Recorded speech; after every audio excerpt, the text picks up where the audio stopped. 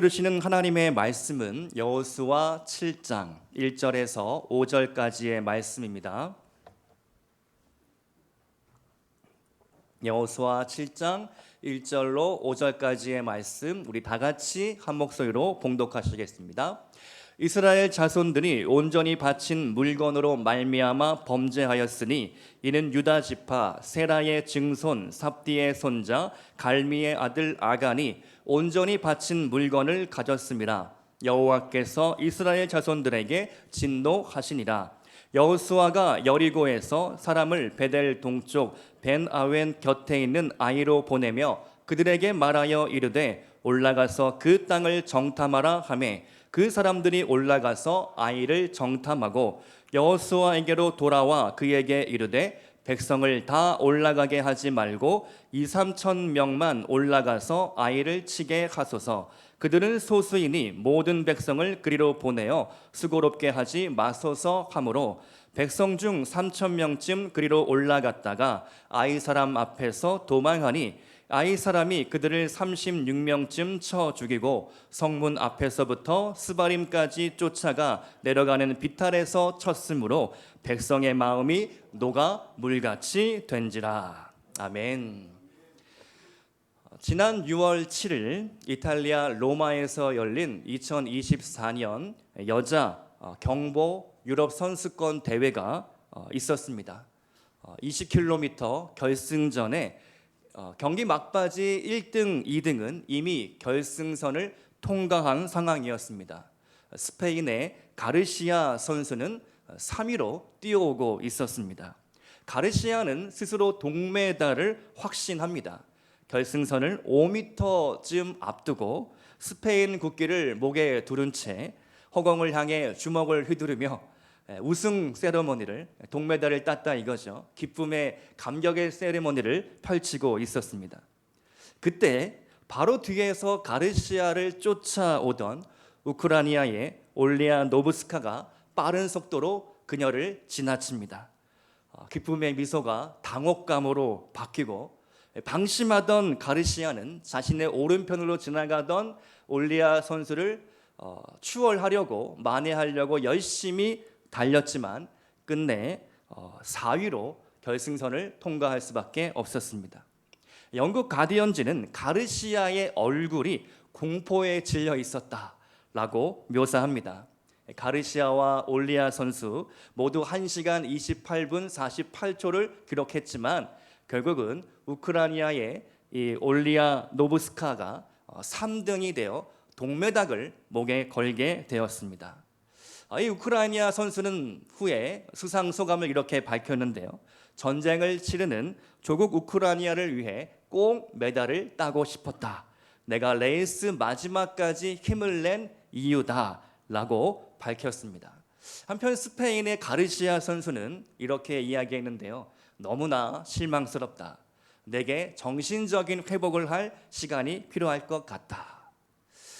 뉴욕 양키스의 전설적인 야구 선수 요기 베라는 이렇게 이야기했죠. 끝날 때까지 끝나는 것은 아니다.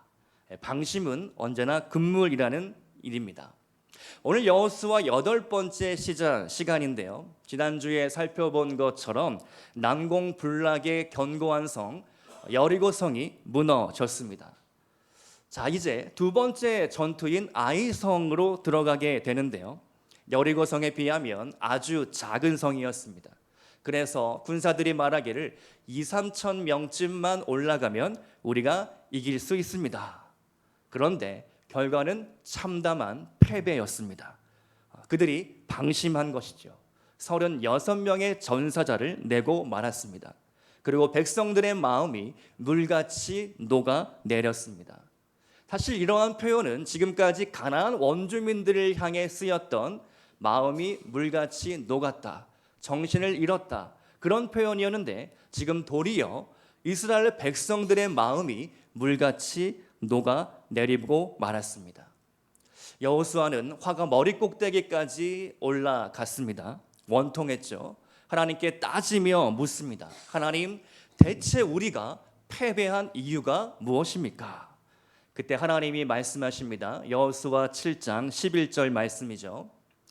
이스라엘이 범죄하여 내가 그들에게 명령한 나의 언약을 어겼으며 또한 그들이 온전히 바친 물건을 가져가고 도둑질하며 속이고 그것을 그들의 물건들 가운데에 두었느니라. 쉽게 말씀드려서 죄 때문이다. 내 명령을 어긴 죄다. 온전히 바친 물건을 누군가 손을 댔다. 속이고 감췄다라는 것이죠. 아이성 전투의 패배 원인은 다른 어떤 군사적인 전투력의 차이, 전략의 부재가 아니라 죄 때문이다 라고 하나님 분명히 말씀해 주셨습니다. 여러분, 죄의 영향력이란 엄청납니다. 파급력이 크죠. 관계를 깨뜨립니다. 수많은 사람들에게 상처를 줍니다.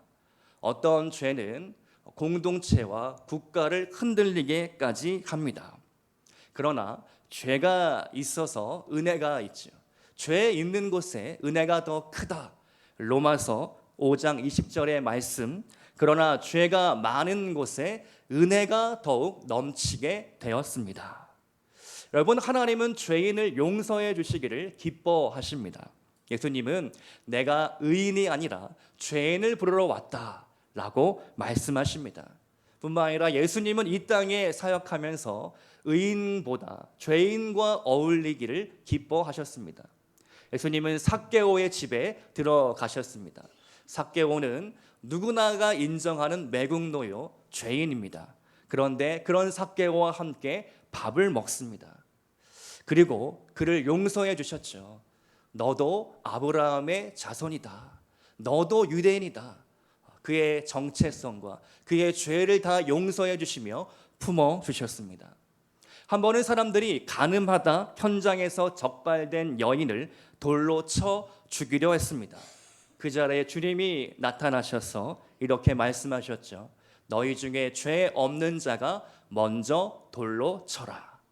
그 말씀을 들은 그 사람들이 하나 둘 슬며시 그 자리를 도망치기 시작했습니다.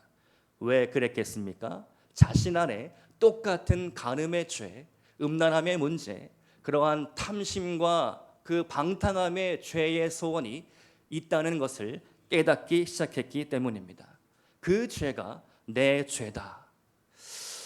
오늘 아간의 죄는 사실 다른 누구의 죄가 아니라 나의 죄입니다. 오늘 설교 제목을 내가 아간입니다 라고 정했는데요. 설교 시간에 죄에 대하여 전하는 것이 사실 전하는 자나 듣는 자나 서로 부담스럽습니다. 여러분은 얼마나 한 주간 힘들고 어려운 일상, 또 무더위와 씨름하시며 또 세상에서 돈을 벌기 위하여 수고가 많으셨습니까? 이 한 시간 정말 위로와 격려와 축복의 말씀을 전해야 마땅할 텐데 오늘 여호수아가 8번째 시간이 됐는데 말씀을 보니까 아간의 죄, 피할 수 없는 문제에 우리가 오게 된 것입니다. 죄의 문제를 온전히 진단하고 해결하지 않고서 우리의 신앙생활이 새로워질 수가 없습니다. 우리의 영성이 자랄 수가 없습니다. 우리의 성품이 변화될 수가 없습니다. 죄가 우리의 발목을 잡을 때 우리 그리스도인이 정말 세상에서의 빛과 소금의 역할을 감당할 수 없다라는 것입니다. 복음의 출발점은 죄입니다. 내가 죄인이라는 것을 인정하지 않고서 우리는 온전히 구원을 이루어낼 능력이 전혀 없습니다. 내가 아간과 같은 죄인입니다 라고 인정할 때 그때야 비로소 구원의 은혜가 온전케 되는 것입니다. 오늘 짧은 시간 내 죄보다 크신 하나님의 은혜에 대해 3가지로 나누고자 합니다. 첫 번째, 아간이 지은 죄, 그 죄의 본질은 탐심이다라는 것이죠. 아간이 훔친 이 작물 리스트 무엇입니까? 금덩어리, 은덩어리, 신할산, 외투, 한 벌입니다. 여리고성 전투에 앞서서 여호수아가 모든 백성 앞에서 군사들이 출정식을 앞두고 전체 공지를 내렸죠. 여리고성에 들어가게 되면 그 물건에 절대로 손을 대지 말라. 모든 물건은 여호와께 온전히 바쳐진 물건이다. 다 불태워라. 그러나 금과 은은 여호와의 곳간에 드려야 하니까 잘 그것을 취해라. 아간도 분명히 들었습니다. 그런데 막상 여리고 무너진 성 내에 진격해 들어가 아마도 수색하던 중에 홀로 남겨지게 된 것 같습니다. 아무도 보지 않을 때 금덩어리와 은덩어리를 보고 또 신할산 명품 외투를 보고 그 눈이 멀게 되었습니다. 탐심에 사로잡히게 되었습니다. 그것을 몰래 감췄습니다. 여러분, 성경은 탐심에 대해 이렇게 우리에게 분명히 말씀하고 있습니다. 요한일서 2장 16절 말씀, 이는 세상에 있는 모든 것이 육신의 정욕과 안목의 정욕과 이생의 자랑이니 다 아버지께로부터 온 것이 아니요 세상으로부터 온 것이라. 골로새서 3장 5절 말씀, 그러므로 땅에 있는 지체를 죽이라. 곧 음란과 부정과 사욕과 악한 정욕과 탐심이니 탐심은 우상 숭배니라. 누가복음 12장 15절 말씀, 그들에게 이르시되 삼가 모든 탐심을 물리치라. 사람의 생명이 그 소유에 넉넉한 데 있지 아니하니라 하시고. 여러분, 지금 아간이 대체 탐심을 부릴 때입니까? 이스라엘은 전시 상황이죠. 적군과 대치하고 있습니다. 적의 땅 가운데 들어갔습니다. 그들은 여리고 성을 점령한 기세를 몰아 가나안 땅을 빨리 점령해야 합니다. 모든 백성들이 단합하여 이렇게 애를 쓰고 있는 그때 아간은 나라가 어떻게 되든 말든 내 욕심만 채우면 된다. 나라보다 자기의 사리 사욕을 채우는 것이 더 중요했습니다. 여러분, 탐심은 무엇일까요? 우리 인간 안에 있는 욕심이며 욕망이다라고 해석할 수 있겠죠. 근데 이 욕망 그 자체가 나쁜 것은 아닙니다. 욕망이 있어야 우리가 살아 있을 수 있죠. 밥을 먹어야 합니다. 식욕이 있으니까 밥을 먹는 것이죠. 졸린 것은 잠자고 싶은 욕망이 있으니까 잠을 자는 겁니다. 먹고 자고 하는 모든 일상들, 그러한 욕망이 우리 안에 있습니다. 인간의 가장 기본적인 에너지이죠. 그런데 그 에너지인 욕망이 점점 커져서 욕심이 되고 탐심으로 변질될 때 공동체에 큰 문제가 된다라는 사실입니다. 그렇다면 어떻게 해야 되겠습니까? 우리의 욕망을 올바른 방향으로 바꿔야 하는 것이죠. 하나님을 향하여 우리의 욕망을 맞춰야 합니다. 나의 초점이 하나님을 향해야 하는 것이죠. 하나님을 향한 거룩한 욕망을 품으시기를 축복합니다. 1876년 일본 정부는 농업학교를 만들기 위해 미국 매사추세츠 농과 대학장인 윌리엄 클라크 박사를 초청하게 됩니다. 신실한 크리스찬이었던 클라크 박사는 그해 8월 성경책을 가득 싸들고 일본 땅을 밟게 됩니다. 이후 일본 북해도 농학교에서 다양한 농업 기술을 가르치게 되는데요. 또 한편으로 성경을 나눠주며 복음을 전하며 제자 양육을 했습니다. 그렇게 장래가 촉망받는 젊은 일본의 청년들을 하나님의 사랑으로 잘 지도하다가 1877년 5월 9개월 만에 미국으로 돌아가게 되었습니다. 당시 클라크 박사가 사랑하는 젊은이들에게 고별 인사로 남긴 마지막 말이 있습니다. Boys be ambitious. 번역하면 소년이여 야망을 가져라. 우리 귀에 제법 익숙한 명언이죠. 그런데 신실한 크리스찬이었던 클라크 박사가 왜 야망이라는 단어를 사용했을까요? 놀랍게도 클라크 박사가 남긴 원문은 이것이 아니었다라는 사실이죠. Boys be ambitious for Christ. 소년이여 그리스도를 위하여 대망을 품어라. 이 말을 기독교를 거부했던 일본 사람들이 for Christ, 그리스도를 위하여라는 말을 빼버린 것입니다. 여러분, 야망과 욕망, 또 야망과 대망, 한 글자 차이죠. 그런데 분명한 차이가 있습니다. 우리가 그리스도를 향하여 우리의 방향성, 우리의 욕망과 우리의 야망, 우리의 꿈을 그리스도를 향하여 드릴 때에 우리는 참된 하나님의 나라, 하나님의 백성이 될 수 있다는 것입니다. 주님의 나라와 주의 영광을 위하여 거룩한 야망을 품으시기를 축복합니다. 특별히 우리 청년들 더 큰 꿈을 꾸고 비전을 품을 수 있기를 바랍니다. 주님을 위하여 나의 삶을 어떻게 드릴까? 나의 시간, 나의 재정, 나의 재능과 은사를 통하여 내가 세상에 들어가 무슨 일을 해야 할까? 세상을 조금 더 아름답게 바꾸기 위한 그러한 꿈을 꿀 수 있기를 바랍니다. 제가 찬양 인도를 할 때 즐겨 부르는 찬양이 있습니다. 오늘은 안 불렀는데요. 지난주에 불렀던 자녀들은 예언할 것이요, 청년들은 뭐죠? 네, 환상을 보고, 아비들은 꿈을 꾸리라. 요에서 2장의 말씀인데요. 이 말씀이 너무 제게 좋습니다.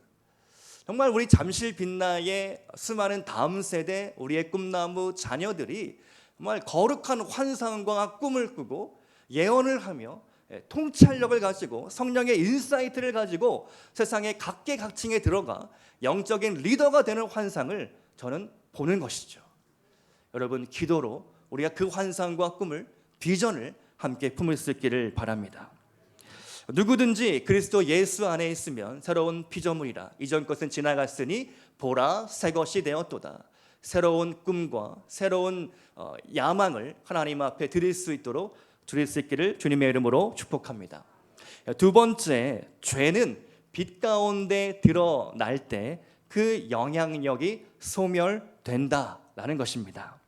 여호수아는 패배의 원인이 죄 때문이라는 것을 알았습니다. 자, 그렇다면 이제 누구의 죄 때문인지 밝혀내야 하는 작업이 남았죠. 모든 백성들 다 모여라, 집합, 제비뽑기를 실시합니다. 점점 포위망이 좁혀지죠. 유다 지파가 뽑혔습니다. 세라가 뽑혔습니다. 삽디가 뽑혔습니다.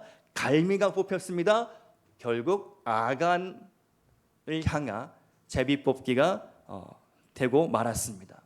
아간의 입장에서 생각해 보면 얼마나 불안했겠습니까? 마침내 마지막 제비가 자기를 지목하고 있을 때 그제서야 그의 죄를 실토하게 되죠. 여호수아 장군님, 잘못했습니다. 제가 범인입니다. 제가 금과 은과 그 외투 한 벌을 훔치고 땅에 감췄습니다. 여러분, 죄는 반드시 드러나게 되어 있습니다. 아무리 숨기려 해도 숨겨지지 않는 것이죠. 정상적인 사람이라면 여러분, 죄를 짓고 못 삽니다.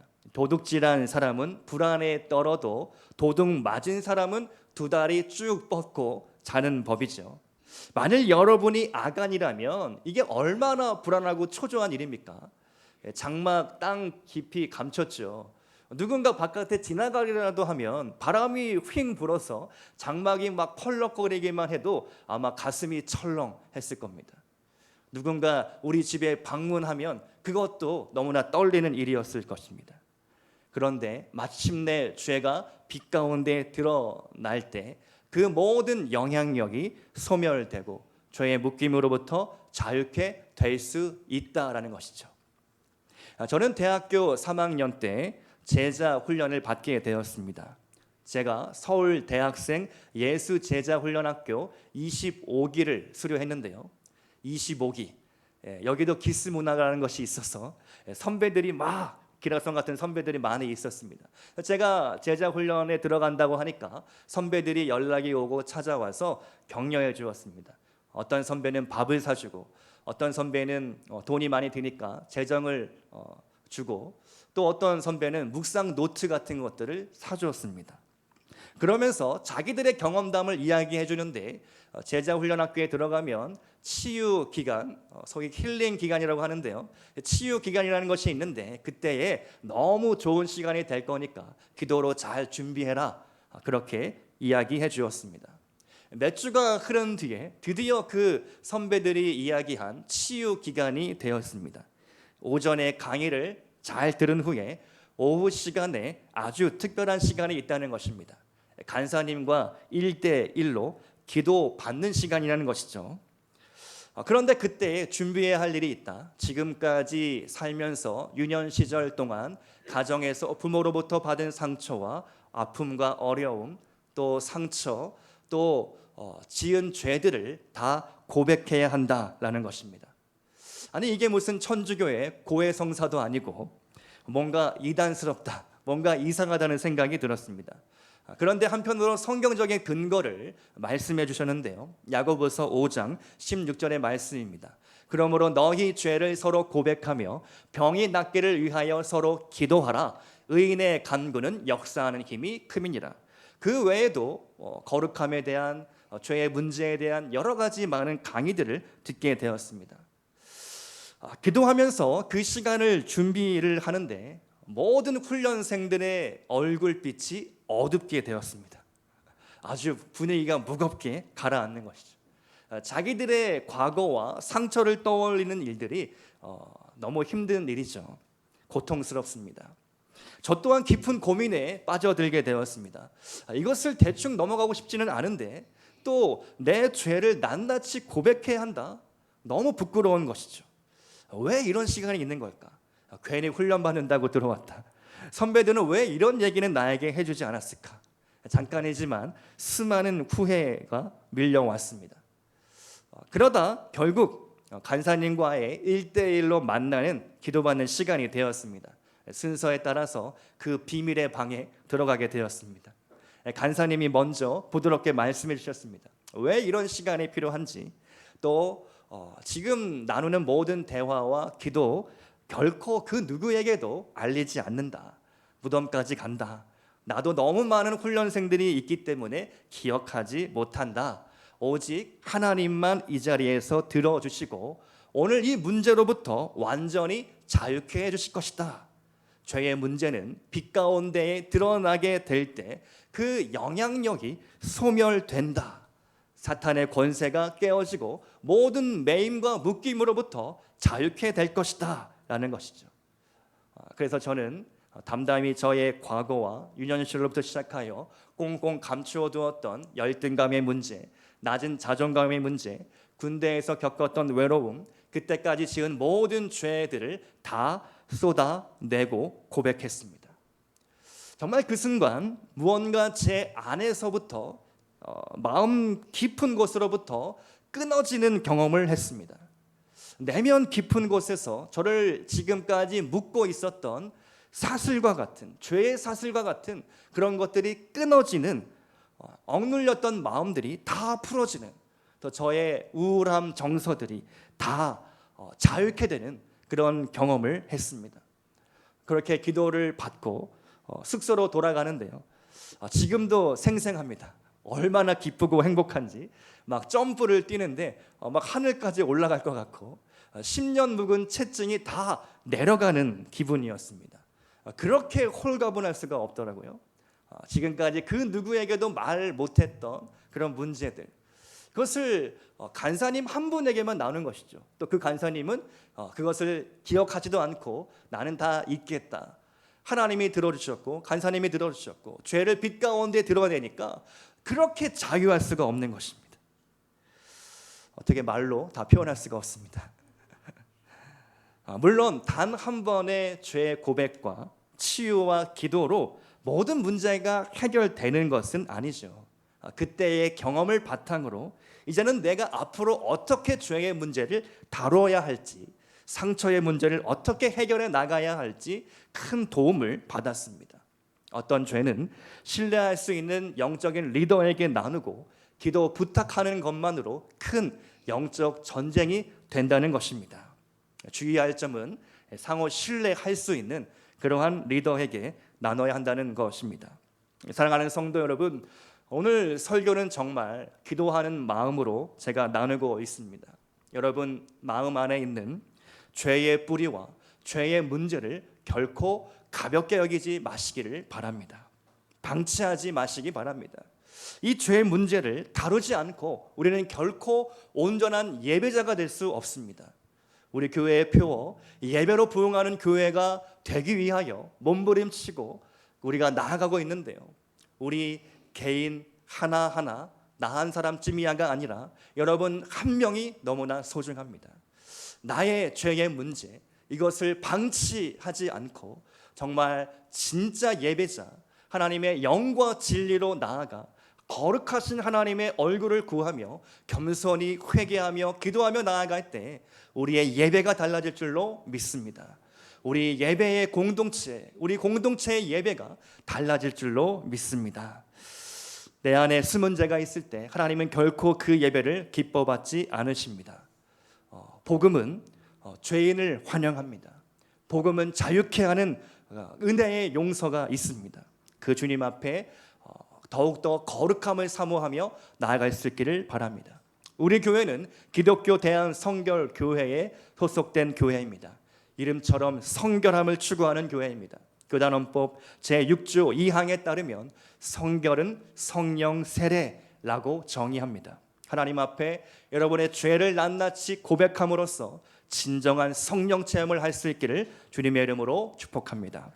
세 번째로 공동체 안의 죄를 제거해야 합니다. 아간 한 사람의 죄 때문에 전체 이스라엘 군대가 패배했습니다. 아간이라는 이름의 뜻은 괴로움인데 아골 골짜기 이름의 어원이 되었습니다. 아간은 공동체를 괴롭게 했습니다. 아간 한 사람의 죄 때문에 죽음이 찾아왔습니다. 무려 36명의 전사자를 낸 것이죠. 그 죄의 대가, 그것은 너무나 심각합니다. 결국 여호수아는 최고 군사령관이자 영적인 리더로서 죄인을 처벌해야 했습니다. 여호수아 7장 24절과 25절의 말씀을 보면 모든 자녀들과 모든 가축과 소유물들을 돌로 쳐 죽이고 불태웠습니다. 너무나 비극적인 사건입니다. 죄의 결과란 이처럼 참혹한 것입니다. 죄의 삭은 사망이기 때문입니다. 아간은 온전히 바쳐져야 할 물건에 손을 대었고 불태워져야 할 물건에 손을 댐으로 자기 자신이 불태워지고 말았습니다. 사랑하는 자녀들과 가축과 모든 소유물들 마저 잃고 말았습니다.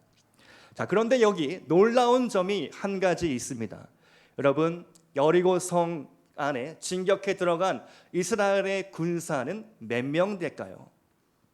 10,000명, 10만 명, 수십만 명이 그 여리고 성내로 진격해 들어갔을 것입니다. 그런데 단 한 사람 아간만이 범죄했다. 여러분, 이게 믿겨지십니까? 광야에서 매일 원망하고 불평했던 그러한 족속 아닙니까? 집단적으로 여호와 하나님을 버리고 금송아지 우상 숭배했던 민족 아닙니까? 지도자 모세에게 대들었던 민족이 아니었습니까? 그런데 어떻게 보면 지금 이 세대, 가나안 세대의 영적 수준이 꽤 훌륭해졌습니다.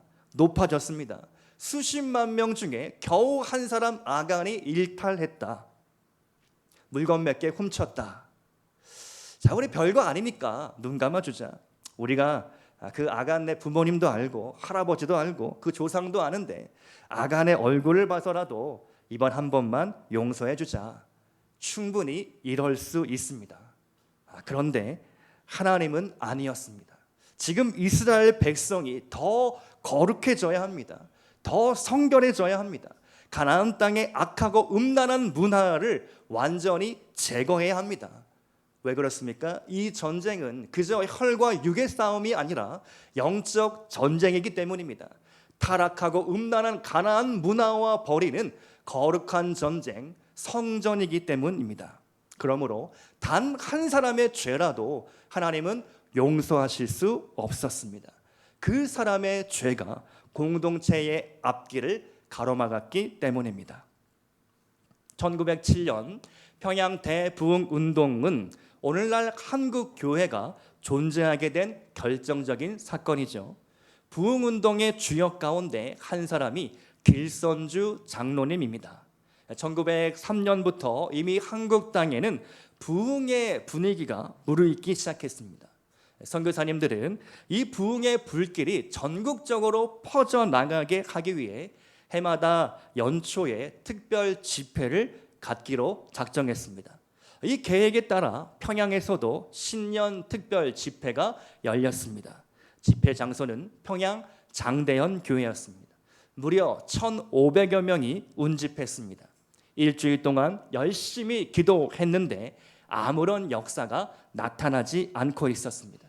그때 어떤 선교사님들은 이제 그만 끝내고 돌아가자라고 말하기도 했습니다. 그러던 중 주일 저녁 예배가 시작되었는데 평양 장대현 교회에 길선주 장로가 일어나서 자기의 죄를 다음과 같이 자백했습니다. 나는 아간과 같은 자입니다. 나 때문에 하나님께서 축복을 주실 수가 없습니다. 약 1년 전에 내 친구 중 한 사람이 임종시에 나를 자기 집으로 불러서 길장로, 나는 이제 세상을 떠나지만 내 집 살림을 돌보아 주시오. 내 아내는 무능하기 때문이요 라고 부탁을 합니다. 나는 내가 잘 돌보아 드릴 테니 염려하지 마시오 라고 대답했습니다. 그런데 그 미망인의 재산을 관리하던 중에 미화 약 100불을 몰래 빼돌렸습니다. 나는 하나님의 일을 방해해 온 것입니다. 이제 내일 아침 날이 밝는 대로 그 미망인을 찾아가 미화 100불을 돌려드리겠습니다. 이렇게 자신의 죄를 고백하자 그 자리에 앉아있던 모든 사람들이 큰 충격을 받았습니다. 아니, 그렇게 모범적이었던 길장로가 그런 죄를 지었다니. 그러면서 자기 자신의 죄를 살피기 시작했습니다. 영적인 분위기가 완전히 달라졌습니다. 한 사람 한 사람씩 차례대로 나와 자기의 죄를 고백하기 시작했습니다. 눈물로 자복하며 회개했습니다. 바닥에 떼구르르 구르며 애통하며 부르짖어 기도했습니다. 그날 주일 저녁 예배가 7시에 시작했는데 새벽 2시까지도 끝나지 않았습니다. 그렇게 시작된 회개 운동은 사회적으로 큰 파장을 일으켰습니다. 평양 시내 경찰서 앞마당마다 도둑질한 물건을 반납해 산더미를 이루었습니다. 술집마다 문을 닫고 깡패가 사라졌고 주일날은 교회에 가느니라 모든 가게들이 문을 닫았습니다. 이것이 바로 그 유명한 1907년 평양 대부흥 운동의 시초입니다. 평양 대부흥 운동을 주도한 길선주 장로님은 이렇게 고백한 것이죠. 나는 아간과 같은 자입니다.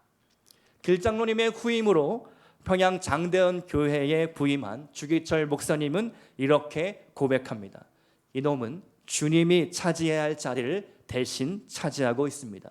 나는 불의하고도 불충한 죄인 중에 괴수입니다.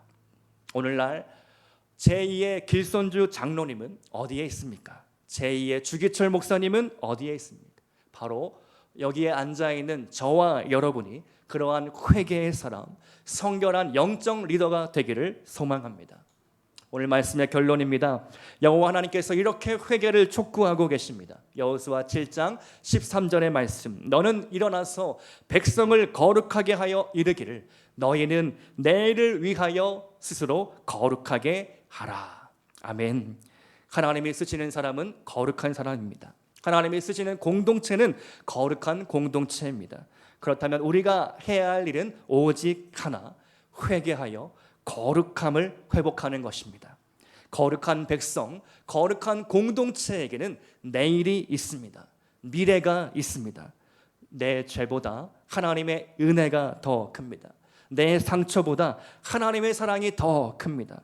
오늘 그 하나님의 거룩한 부르심 앞에 응답함으로 주님의 진정한 구원과 그 은혜의 가운데로 나아갈 수 있는 저 여러분 될 수 있기를 주님의 이름으로 축원합니다.